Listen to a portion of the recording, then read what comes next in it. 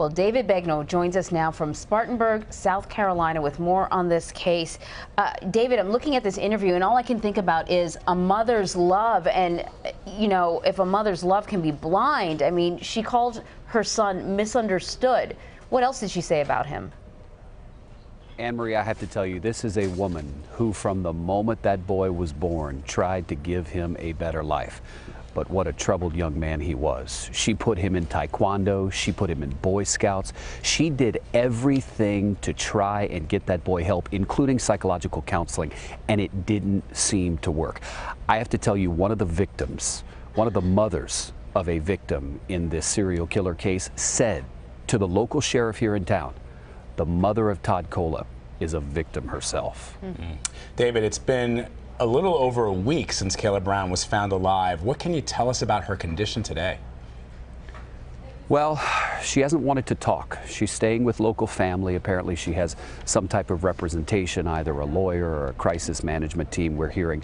It's worth noting we did see a picture of Kayla appearing very, very relieved and happy the day she was released from the hospital. She didn't appear to have any wounds around her neck. That's notable because according to the people who've actually talked to her and heard her tell her story, she said she was chained around the neck like a dog.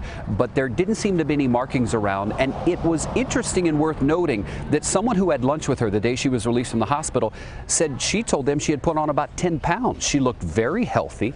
And so for a lot of people, I'm going to be honest, there are some people who were somewhat skeptical of her story, wondering, hey, did she go into it as a captive, or was it simply because she saw what happened to her boyfriend and then it turned into a situation where I have to do that to you? I mean, you heard Todd Kohlhepp's mom say that she heard from him.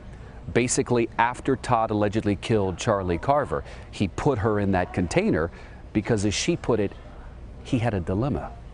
What do you do with a woman then? So Todd Kohlhepp is in custody now. What happens to him legally?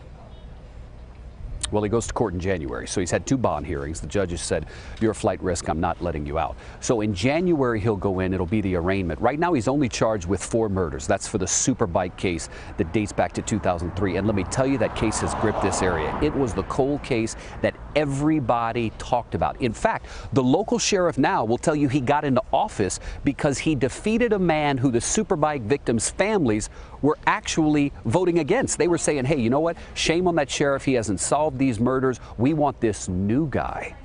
And the new guy has now been the sheriff for nearly 15 years. And he said to me yesterday, David, thank God I was able to solve this case. So in January, he'll go to court. He'll be charged with all 7 of the murders. His mother told us that he plans to plead guilty. And I said to her, what does he want? And she said he just wants an attorney that keeps him off death row. David Begnaud, incredible reporting. David, thank you so much. And don't forget to watch David's full report, Buried Truth, tomorrow night on 48 Hours. It's at 10, 9 Central, only on CBS.